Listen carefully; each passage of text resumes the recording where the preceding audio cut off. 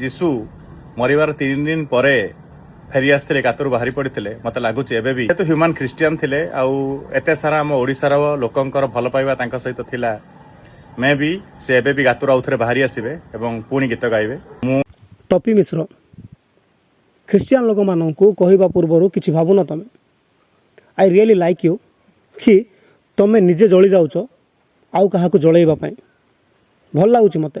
ଏମିତି ଜଳ, ଆହୁରି ଜଳ।